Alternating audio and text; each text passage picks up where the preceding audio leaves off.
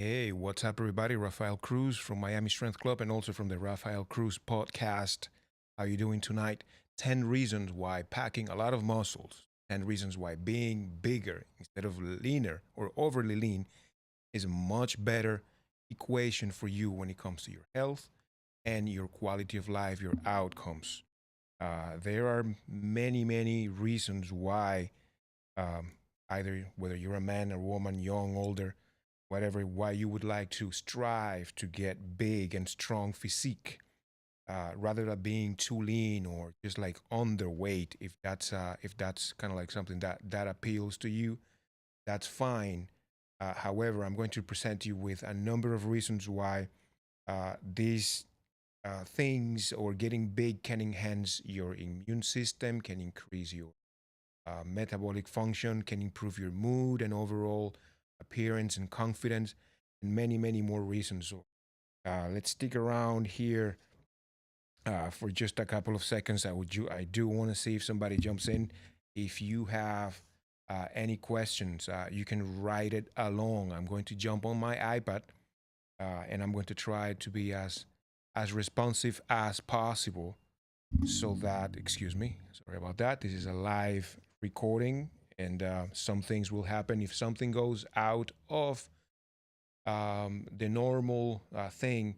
Just, just I apologize and I, ask for your understanding. Live streaming is not the same thing as something pre-recorded, where things are manicured and everything that is not perfect is cut.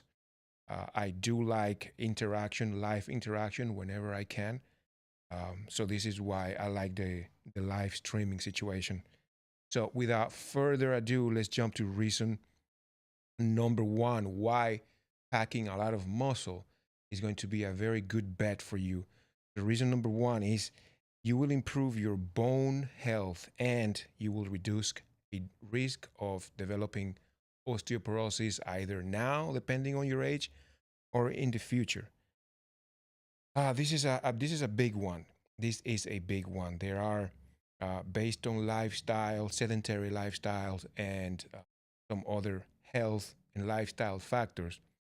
There are many people that are not really taking care of their bone density. So, um, increasing your muscle mass, increasing can elevate your bone density, and it can actually protect you against osteoporosis, which is the loss of bone density to the point where you are more at risk of creating fractures or damaging, having injuries in your bones.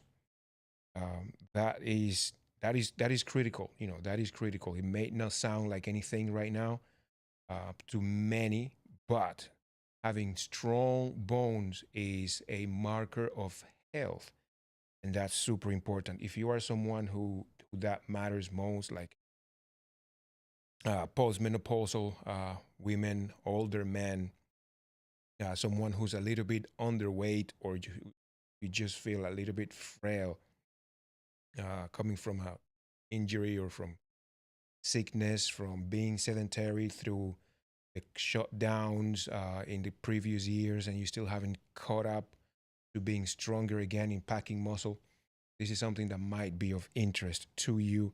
So you want to find a way to create more muscle, and that has to do with exercising and changing your lifestyle. There's going to be a little bit more later on to that. So right up to reason number two, you're going to have just greater functional strength and your ability to do more things around the house, do more things at the job, do more things with friends and family. That's all is going to increase daily task, and your performance is going to go higher. uh, you just got to know this: when you're stronger, you can perform better than when you feel weaker. Those days when you have really high energy, those tend to be better days for you as far as performance than the lower energy days. And there are exceptions. I mean, I don't know what the situations are. That's a very personal thing, and I'm not here to get into your personal stuff. But I will say that a study by Ruiz and et al. In 2008 demonstrated a strong association between muscular strength and a reduced risk of all causes of mortality. There's a little bit more to say to that study, which says that the study enhanced functional strength, um, study enhanced functional strength aids and in maintaining independence and quality of life as one ages. So that's importance. That is one of the importance of increasing muscle mass right there. Improved ability to perform tasks such as lifting, anything doesn't have to be weight, carrying and climbing stairs, and can lead to confidence and self sufficiency. That's huge. That's huge. There are many of us that, based on culture, we end up living alone or having a, stay somewhere. If you go to college, if you go abroad, if you travel for work, um, depending on what industry you are, these are important to you. These might be important to you. Ability to perform tasks such as lifting, carrying, climbing stairs, uh, and your confidence to do these things. And using the travel analogy here or example, if you are being left behind at the airport and you have your luggage and you have to catch your next plane, uh, you may chances are you have nobody to help you. Even if somebody wants to help you, everyone you're going to be traveling with, it's already in the plane and you're late. So no one is going your way. You're the only one going your way. What are you going to do? Are you going to miss the plane? Well, if you can increase your performance, chances are that you're not going to be left behind.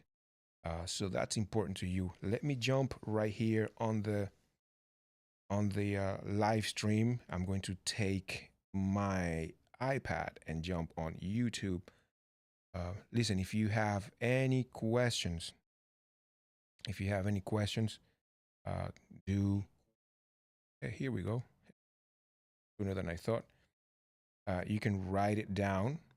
You can write it down on the chat. That would be amazing. I'd love to interact with you. This is one of my accounts. Let's see if I can switch to the Miami Strength Club account. I am simultaneously taking this live stream to a couple of accounts of mine. Please do not tune away. We're going to talk about reason number 3, your enhanced immune system function. Let me say that again. Enhanced immune system function. That just plain and simple means your capacity of the capacity of your body to fight off disease and bugs and bacteria and viruses and stay healthier. Your immune system, your immunity. Now, if you tell me that doing a little bit of exercise, doing a little bit of resistance um, training over time is not important to you to stay healthy, to elevate your body's immune system, um, I'm going to tell you regular exercise, including resistance training. Resistance training means when you're pushing or pulling things that require effort and where that effort is progressively increased over time. Um, so, including resistance training can boost the immune system and help ward off illnesses. Um, so, guys, an illness is something that none of us want. We know what it is like to not feel 100%, and sometimes you can get by not feeling 100%. Sometimes you can get by feeling much, much less than 100. But the minute that you're ill, the minute that you don't have the energy and the health of just getting out of bed and going about your regular life, that's not a good situation to be in. It affects many, many people every day. And even when you're not the person that's ill, person that has disease some kind, you still might be affected. Might be a caretaker, a caregiver. You might be a family member whose life is just, um, just in, I wouldn't say inconvenience, but just throwing it thrown onto the mix.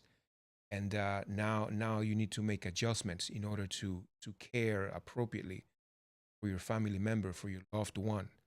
So illnesses and keeping your immune system uh, functioning well, it's super important. Super important, whether it is for you or for the people around you. So let me give you a little bit more um, backup on how the increasing muscle mass, being a bit bigger rather than just lean for the sake of being lean, can help you increase your immune system. It says a review by Neiman and Wentz in 2019 found that regular physical activity reduced the risk of contracting infectious diseases and improved immune function. Resistance training can improve the production and circulation of white blood cells, which are essential for fighting off infections. A strong, well functioning immune system can help prevent and manage chronic disease. This is huge, chronic disease. If you just happen to, you know, catch something and this is lingering for a while and for a while and you're suffering and there's medication, pain management, um, treatments, therapies, hospitalizations, doctor visits, time recovering, time, focusing on healing. It's huge.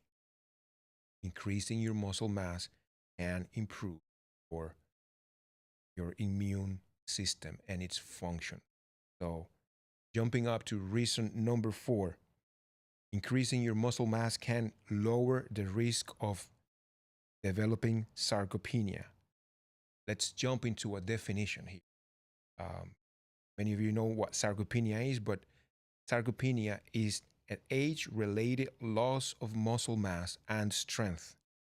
It can lead to frailty and and decrease mobility. Hey, we all know how I know I know how my loved ones of an older age can move now and how they move later, and how they moved earlier in their life. I have memories. It's not quite the same. My grandma is always afraid of falling down, breaking something. She actually has broken an arm once before, and it was painful. That the recovery lasted for years, maybe like 3 years, and still some functions of the arm were not back. It happened to her in her early 60s, probably, or mid 60s, and she is 94. God bless her and give her long health and long life. But that was a very painful experience.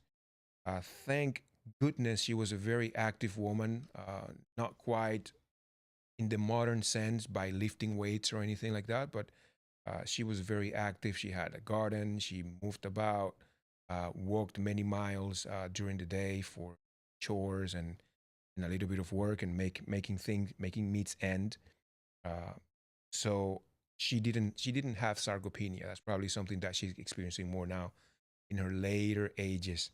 But it's huge. It is huge. Muscle mass and strength. You don't have the strength to support your own body. You know, there's more risk of losing balance and falling down. Or even if you don't, let's say something happens, something traumatic for your body, and um, you're just more at risk of hurting and pain and injury. Let's talk a little bit more about that. Newman, and I think I'm going to put the links. I'm going to put the links of all these articles and study, the description below once this live stream is over. I'm going to go back and edit that so that those of you who are very curious can follow through. I have here, and Newman et al. 2003 found that higher muscle mass was associated with lower risk or a lower risk of physical disability in older adults. This point is huge for those who are into their silver and golden years. For you guys and girls, uh, this study was conducted using resistance training and maintaining a healthy body weight, or it showed that doing that can prevent sarcopenia. And remember that sarcopenia is an age-related loss of muscle mass and strength. And of course, a higher muscle mass can provide a buffer against age-related muscle loss, maintaining functionality longer. I think there is a 2% muscle mass loss in average after the age of 40 something, 50 something. Don't quote me on that, but there is a significant loss of muscle mass after 40 something or 50 something. I know those are very two different decades, and at that age it matters. But what nonetheless, if you're losing muscle mass, you might as well take care of it and put yourself in a situation not to be ill. Uh, let's check out let's check out what's going on here. All right, three watching. That's fantastic. Um, Thank you for your attention tonight. If you have any questions, that would be amazing. I'll do my best to answer those towards the end at a Q&A. But let's jump right to reason number 5. Part of the reason why you might not be in the shape you want is because your metabolism, it's a little bit or a lot out of sync with your wishes, with what you want to accomplish. So with that said, increasing your muscle mass, your lean muscle mass, can improve or will improve your metabolic health. And what that means is that it leads to an increase in resting metabolic rate. In other words, resting, resting when you are sitting down, when you're sleeping, when you're not really spending a great amount of calories, activity, just work, doors, play, sometimes cognitive activities like studying or reading or something that requires focus and concentration. When you're not doing those things, you are at a rest metabolic rate, uh, which means that you're burning less energy, burning less calories. And if you decrease your metabolic rate, um, that will put you on a path over time to gain more weight. And sometimes you say, "Oh, you know what?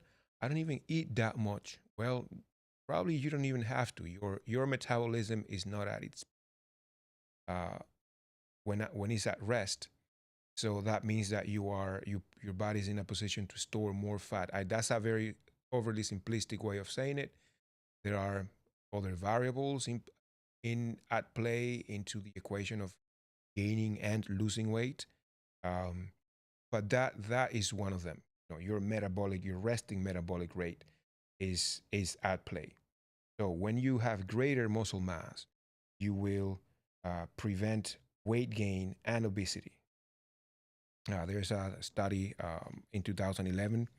Um, Again, guys, the names of the studies are going to be posted on the description below. But it says Srikanthan and Carla Mangla.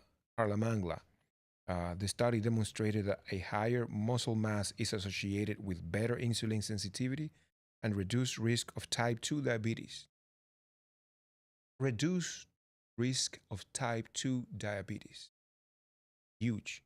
Type 2 diabetes is increasing and very prevalent now in probably across all populations. I don't have data behind that right now, but it's all the time over the news and articles and you know uh, institutions and individuals that are trying to elevate awareness when it comes to keeping and maintaining health and improving health. Type 2 diabetes is a risk for many, many people because we now are more at risk of being overweight than being underweight.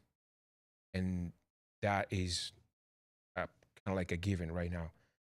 So um,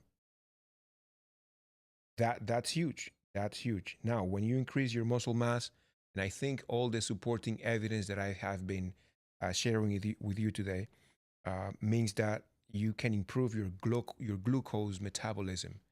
You are just going to burn more sugars in the bloodstream. You're going to burn more energy that is not going to translate or convert into fat deposits, and that is not necessarily a good thing uh, when you when your metabolism is not going well. Okay, there's a healthy body composition, which means that you increase your muscle mass and decrease your fat percentage. Um, Subcutaneous, meaning under your skin, and also visceral fat. This is sort of like the internal fat that is adjacent and surrounding and inside your thoracic or torso, surrounding your organs. That is definitely a health metric that you want to look at. And when you have excessive fat, subcutaneous and also visceral, that is being linked to risk of mortality and risk of diseases, including obesity related issues, such as cardiovascular disease and other concerns, many other concerns. So huge, guys. Now we are at 5 reasons. You just completed 5 reasons why um, getting more muscle supersedes getting a six pack. Now that is the title. That let me address that. Let's go back to the beginning. Whoop, chip. Hold on. Pull over to the side, to the curb. Why have we waited? Why have I waited? Till 5 reasons. I have given you 5 reasons, and probably I don't know how long have we been on here. 20 minutes or so. Actually, it says 34 minutes. Been here for 34 minutes. Why have I waited that long until uh, telling you that we're talking about six pack? On the title, on the thumbnail of this broadcast, I said bigger versus six pack. Which one is better? Well, that has to do with your preferences. We're going to continue reason number 6, 7, and 8 next, but I actually want to address the thumbnail. Which one is better? Here I am going to talk about specifically to the person who is trying or actively pursuing um, aesthetics. Let's just assume that, thank God, you are at a healthy state. Or at a healthy state. Your body is not ridden with disease. Means that everything that you do in life comes easy to you. Wake up easily, have abundant energy, jump, you can exercise, you can go to the gym and work out for 2 to 3 hours and wake up the next day relatively fresh and do it all over again, and so on and so forth. You have the mental fortitude and the discipline, and you are developing the skills to continue a nutritional plan that suits your outcomes, that puts you on the process of, let's say, getting bigger or getting leaner. Which one is better for you? Only you can decide that. Only you can decide that. Now, when you look at big wrestlers, this is mostly for the guys. This is mostly for the guys, and I guess some of the girls here are also going to say, "Oh, you know what? Um, there are different physiques that are appealing, even if they are, or especially because they are a little bit more on the muscular size bound or very muscular. The point in case, uh, Dwayne Johnson, The Rock. Dwayne Johnson, The Rock. The last thing in my mind when I see this guy in the movies or on TV is whether he has a six pack or not. I probably put $5 down. Don't quote me on that. That's just a joke. But I would bet, what do you call this? I would bet Monopoly dollars. I would bet Monopoly game dollars that most people, when they think about Dwayne Johnson, The Rock, and they see the size of this guy and how cool he is and how much charisma and his confidence and how healthy he looks, I put Monopoly dollars down that almost no one is thinking whether this guy has a six pack. When you see these CrossFit athletes that are just fit, super fit, they look like gods, man, like Jesus Christ. They look amazing. The last thing you see them because they're sometimes almost naked, but when you see them with shirts doing what they do, most likely you're not thinking about their six pack. Only when you see it and after you see them perform, you probably that becomes like a secondary thought. Um, Reason I say that is because muscle just sends a message. Muscle sends a clear message. And muscle, lean muscle, doesn't have to be the leanest muscle, but lean muscle and a certain size, both men and women sends a certain message.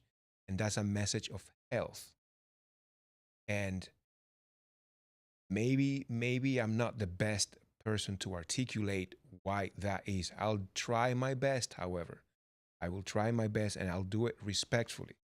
Um, but you just go to the beach here in Miami where there's a lot of good looking people that loves to be going around and walking around, half naked and showing their great attributes because they have it. Um, and more power to anybody who looks good. More power to anybody to everybody who looks good. Good for you. And that's the point I'm trying to make.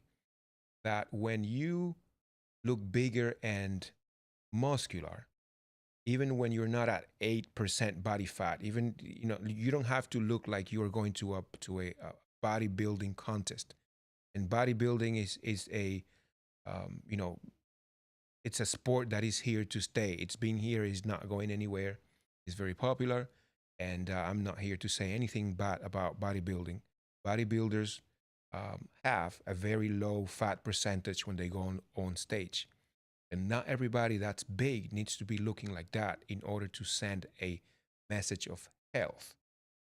Um, and that is why I waited so long in order to address that because I definitely wanted to talk about the benefits and some of the benefits that I've shared with you in order to discuss the point so that I come across or not come across, but so that you can see that it's not a superficial, shallow argument just based on aesthetics, but there's substantive um, data and studies that say that increasing your muscle mass, not just for the sake of being lean or just losing weight for the sake of it, but increasing your muscle mass has many, many, many, many benefits for uh, men and women, and that's across the spectrum of ages, from the younger ones to the more senior ones. Now, here we go. Point number six. This one is big. This one is for everybody. It has to do with what's going on right here in your brain. Increasing muscle mass has is being shown to improve your mental health and reduce the risk of depression, and that's huge. Reducing the risk of depression. Many people, how many people, sad, we complain about depression. And it doesn't have to be the worst depression ever. It doesn't have something that derails your life. Uh, but We have ups and downs, and life has ups and downs, but we also have ups and downs.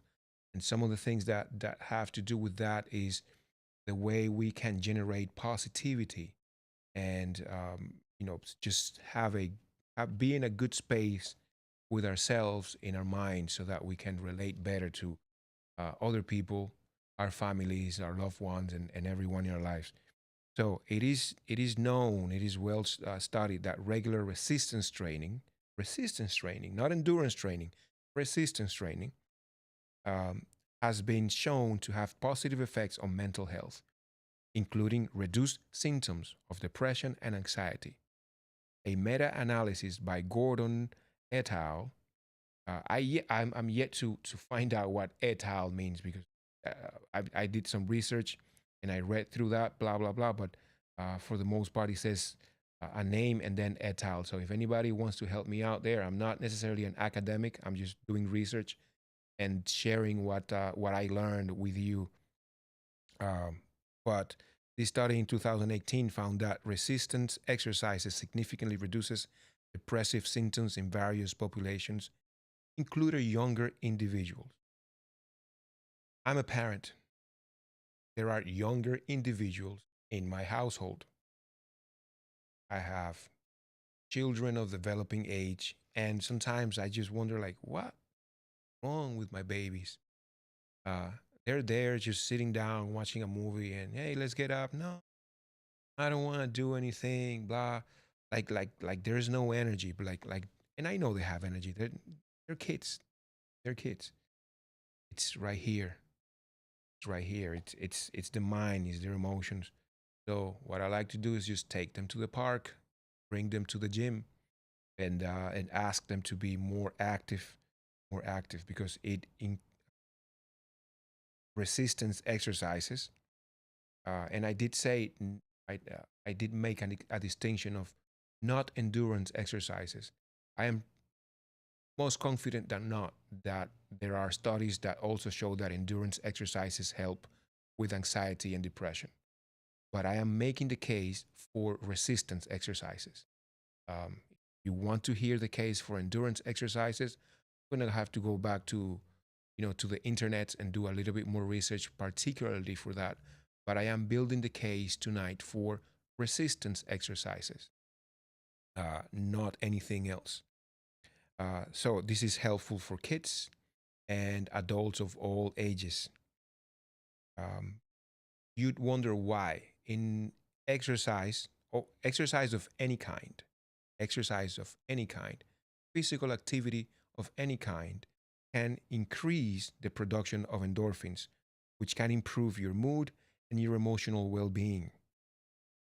Also, a stronger body. That means once you go through the process of training, which is lifting heavy stuff over time, increasing your resistance, increasing the weight, increasing the number of sets and reps that you put in your workout, it will increase your muscle, and um, that can increase self-esteem, confidence, and a more positive image.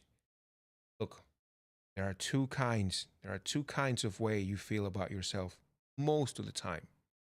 Whether you can expose yourself and feel uh, more vulnerability than you wish, or where you expose yourself and feel confident, or you feel more confident. That's about it. You can put that statement in many situations in life, and you can expose yourself, whether it be skin, whether it be cognitively. I am exposing myself tonight. I don't think I sound perfect. I don't think I have done the best study of this research, and maybe I'm not the most articulate, but here I am nonetheless. I am showing you vulnerability because I want to be here, increasing awareness about these topics. It is important for me. I have people that I deeply care about, family, friends, clients, and the community at large for whom I feel a deep sense of duty and responsibility to educate and help in any way I can.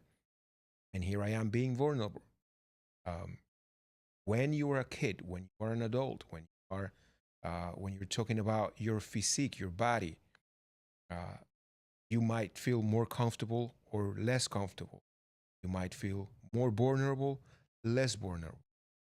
And chances are that if you have more muscle, even everything that we've talked today about, hey, you might be a little bit more confident, maybe just a little bit, and that makes a huge difference. That makes a huge difference. Let's go to point number 7. This is huge. This is huge. We talked about mental health and reduced risk of depression, but let's talk about cognitive function. Your cognitive function, capacity to focus, your capacity to pay attention, listen, to articulate, um, your understanding, your awareness, to increase your awareness, and uh, that's big. That's big. Enhance cognitive function and reduce risk of cognitive decline.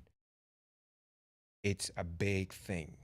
Some days I don't feel as sharp as other days. Is my cognitive function declining? Is my capacity to learn wasting away for one reason or the other?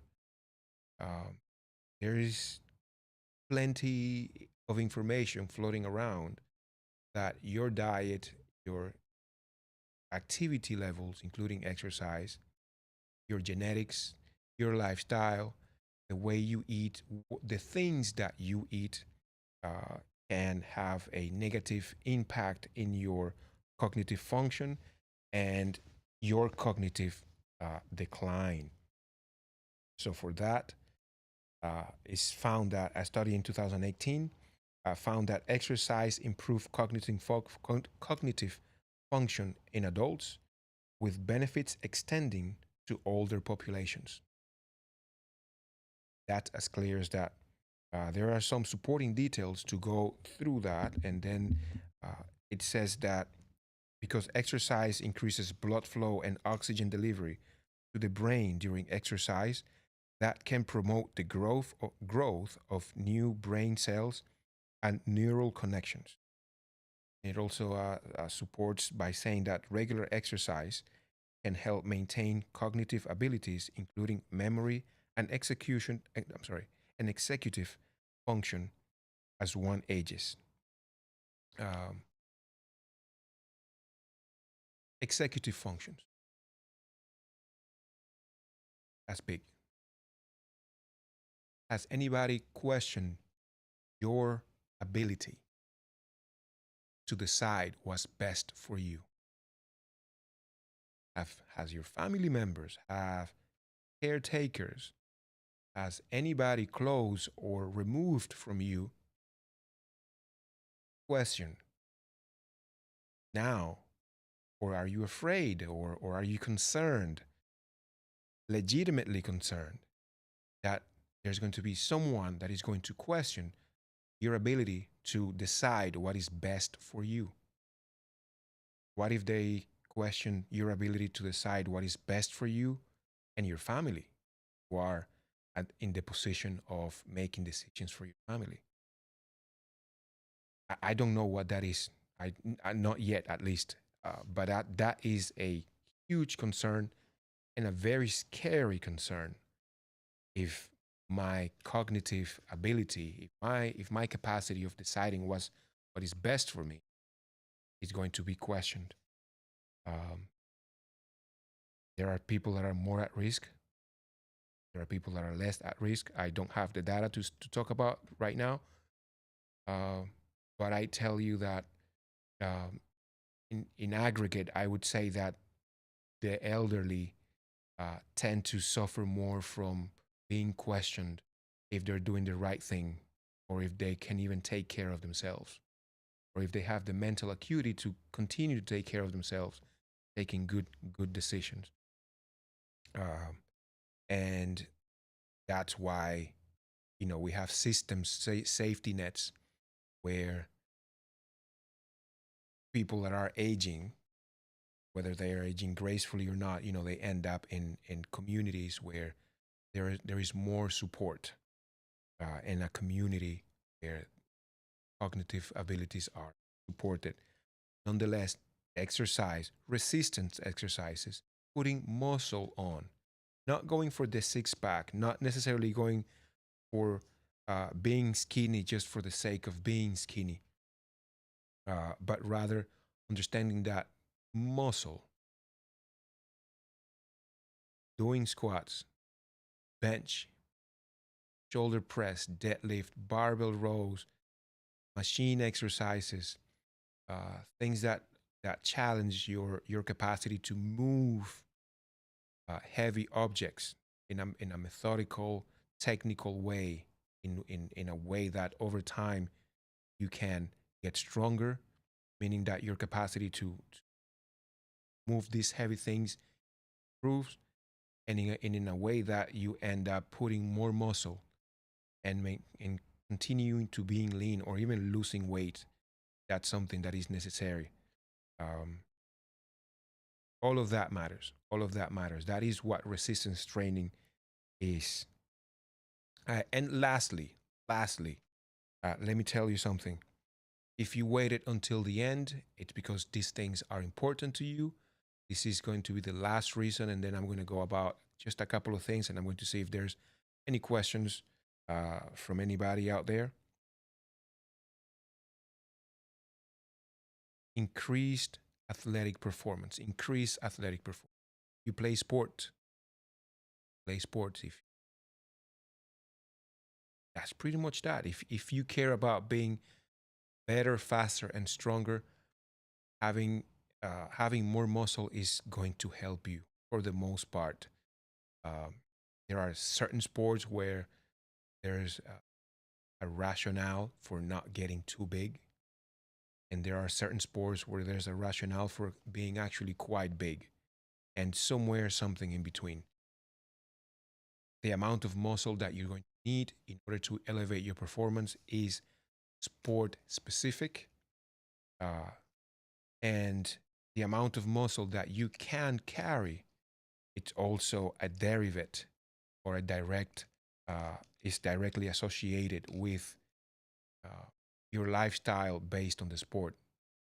Just the stereotypical example is a marathon runner does not look like a sumo, like a Japanese sumo wrestler, because they lead very different lifestyles, um, and almost everything entirely about their lives and the way they perform is exceptionally different, so that their bodies are going to adapt in a very specific way. So with that said, that sounds like about the. I got my notes here. Sounds like about the end. Let's do a little bit of a summary here. Um, Again, there's many reasons why, whether you are a man or a woman, whether you are, uh, thinking about retirement or thinking about beginning high school, why you should want to get a little bit bigger. There are uh, reasons about your bone health, talking about greater functional strength, so your capacity to do many things that you probably could not do as easily or probably couldn't do. There is enhancing your immune system and the function, and the function of the immune system, which is stay away from being uh, ill or sick. You also lower the risk of sarcopenia, which is sarcopenia is age-related loss of muscle, of bone density and muscle loss. You can improve your metabolic health, which means that you can burn more calories in general. Generally speaking, your basal metabolic rate. You're a better machine at using the energy that you need in order to stay healthy. It has increasing muscle mass also improves your mental health, which means that you are in aggregate less susceptible to be depressed, and you alleviate the symptoms of anxiety. You also have a better or enhanced cognitive function. You are able to focus better. You're able to retain your capacity and your ability to decide what things are good for yourself and maybe for others as well. um, and that's hugely important. I'm not going to mention any examples, but there are very prominent there are very prominent people in our nation whose cognitive health is being questioned in a very serious note. So if that doesn't give you an example of how important that is, um, there you have one. Also, we're talking about your improved athletic performance. If you are in sports, that's huge. That leads to better balance and improved body composition. And also, one last one that I actually didn't get. This is more of the bonus. We're talking about attractiveness and feeling confident. Attractiveness and feeling confident. That is huge. Um, yes, we did talk about feeling a bit vulnerable, kind of like putting yourself out there in a way that you feel better about it or not. That is what confidence look like, and confidence is huge. Anybody can, uh, one way or another, spot someone who's not confident or who's lacking confidence. One point or the other, um, the lack of confidence is going to manifest because confidence is not something that you can fake forever.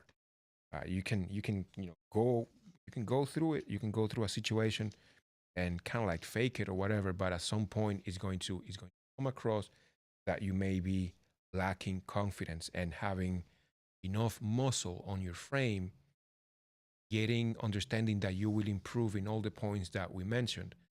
It comes to the time to relate in a physical way, relate in a physical way, whether you are showing skin or whether you are in a more intimate situation, whether you are uh, seeking attraction or understanding attraction, so on and so forth. These are things that are super important for our well-being and the way that we promote happiness in our lives.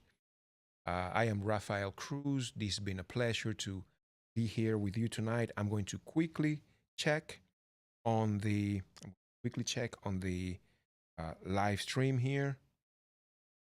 Definitely want to see if there's anyone watching, if there are any questions. Live chat. Um, well, it's been a pleasure. Uh, there doesn't seem to be any questions right here. So with that said, check the description below for a little bit more of the studies that we cited today. I think I put all the points down there, so you can watch it and follow along as you do that. And I really wish you a good night, and I'll see you on the next one. Thank you very much. Night night, night night, night night, night night, night night, night night, night night.